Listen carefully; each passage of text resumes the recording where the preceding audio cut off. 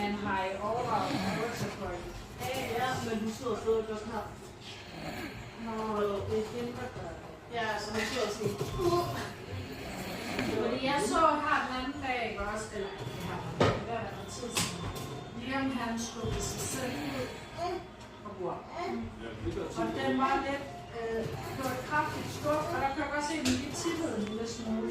Så hvis nu de der, de sidder fast, hvis de er klistret fast eller et eller andet, og man bare skubber, så kan den faktisk godt væk. Og det var nok det, hun har gjort, hun var også med fødderne. Men det er ikke til bolden af nu, fordi hun stadig gør det der. Vi overvejer snart, at vi får